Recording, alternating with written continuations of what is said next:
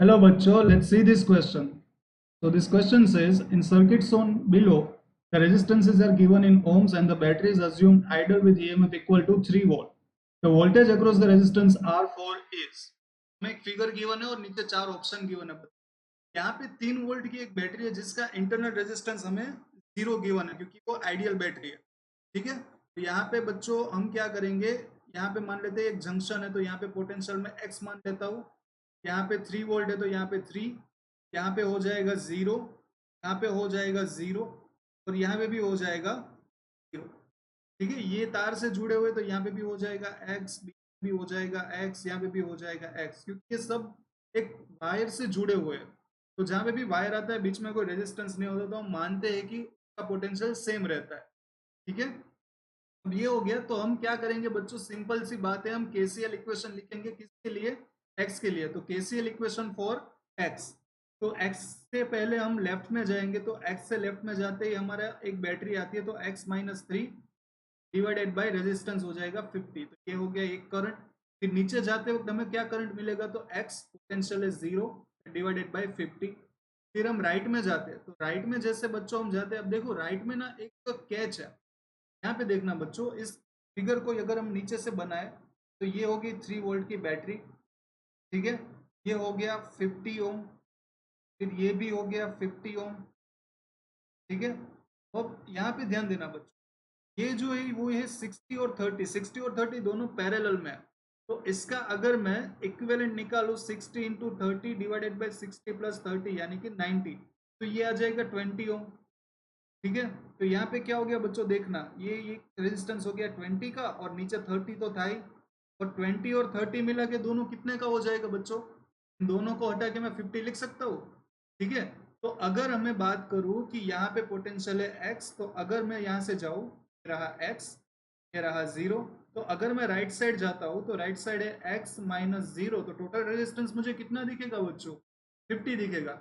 समझ में आया. हमने क्या किया, ये जो सर्किट थी ना, ये इसको सिंप्लीफाई कर दिया. 60 और 30 पैरेलल में, उसका हो गया 20 और 20 प्लस 30 हो गया 50 इज इक्वल टू 0. क्योंकि एलसीएम 50 आएगा तो सीधा हम एडिशन कर सकते हैं x minus 3 plus x is equal to 0 divide में 50. तो ये हो जाएगा 3x minus 3 is equal to 0. तो x कितना आ जाएगा बच्चों, 1 वोल्ट आ जाएगा. तो हमें x मिल गया. तो हमें क्या फाइंड आउट करना है, वोल्टेज अक्रॉस रेजिस्टेंस R4. हमें फाइंड आउट करना है कि इसके बीच में रेजिस्टेंस कितना होगा, R4.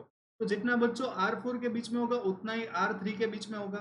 ठीक है, अब देखना मैं इस ब्रांच को ना यहाँ पे रीड्रॉ कर रहा हूँ. यहाँ पे था x, फिर ये 60 और 30 मिला के हो गया 20 और नीचे 30 और नीचे हो गया पोटेंशियल 0. समझ में आया बच्चों, मैंने ये वाली लाइन ड्रॉ कर दी पूरी सर्किट की. पहले था x, यहाँ पे देखो ये x था, फिर 60 और 30 को मिला के हो गया 20 और नीचे आ गया 30. तो मैंने ये ब्रांच को रीड्रॉ कर दी. अब मुझे क्या चाहिए कि वोल्टेज अक्रॉस रेजिस्टेंस R4.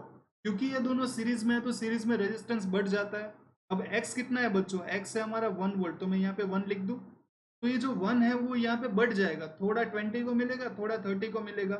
हमें पता है v is equal to I R होता है, और सीरीज में क्योंकि i सेम होता है तो v r के प्रोपोर्शनल होता है, मतलब कि जिसका रेजिस्टेंस ज्यादा उसका वोल्टेज भी ज्यादा. तो सिंपल सी बात है, 30 का वोल्टेज ज्यादा होगा और 20 का थोड़ा कम होगा, और वो भी 1 से तो कम ही होगा. तो 1 से ज्यादा वाले ऑप्शन तो बच्चों यहाँ से हट गए, 1.2 और 1.5 वाले. अब बचता है 0.4 और 0.6. ठीक है, हमें पूछा है R4, R4 मतलब 20 वाला. तो 20 का तो बच्चों कम ही होगा, मतलब 0.6 तो नहीं हो सकता, 0.4 ही होगा. तो ये ऑप्शन हमारा हो जाएगा. लेकिन कैसे होगा देख लेते हैं. तो बच्चों हम पहले बात करते हैं, मान लो कि इसके बीच में पोटेंशियल है V1 और इसका है V2. तो मैं लिख सकता हूँ V1 by V2 is equal to R1 by R2. ये मैंने कहाँ से लिखा, ये वाला इक्वेशन को यूज करके. ठीक है, V R के प्रोपोर्शनल है तो V1 by V2 is equal to R1 by R2. V1 by V2, R1 कितना है बच्चों 20 और ये हो गया 30, मतलब कि 2/3. ठीक है, अब मैं क्या करता हूँ, मैं लिख देता हूँ, ऊपर V1 लिखता हूँ, नीचे V1 प्लस V2 लिखता हूँ. तो यहाँ पे भी ऊपर 2 लिखूंगा, नीचे 2 प्लस 3 लिखूंगा. तो V1 कितना आ जाएगा बच्चों, V1 divided by V1 plus V2 कितना हो जाएगा, टोटल हो जाएगा V. और नीचे हो जाएगा 2 और यहाँ पे हो जाएगा 5। तो बच्चों v1 is equal to 2/5 into V मतलब हो जाएगा 1। 2/5 की वैल्यू कितनी आ जाएगी 0.4। तो जैसा हमने कहा था हमारा ऑप्शन कौन सा मैच कर रहा है, ऑप्शन नंबर 1। आई होप कि आपको ये पूरी कैलकुलेशन समझ में आ गई हो बच्चों। पहले हमने क्या किया, हमने केसीएल लगाया, केसीएल से हमने एक्स की वैल्यू निकाल ली। ठीक है, जैसे ही एक्स निकल गया तो हमने ये वाली ब्रांच रीड्रॉ कर दी। ब्रांच रीड्रॉ करने से हमें v1 और v2 पता चल गए। तो v1 और v2 पता चलने से हमें v1 चाहिए था, तो v1 की वैल्यू कितनी आ गई 0.4। ठीक है, तो हमारा आंसर निकल गया है ऑप्शन नंबर 1। आई होप कि आपको ये क्वेश्चन समझ में आया होगा। Thank you so much.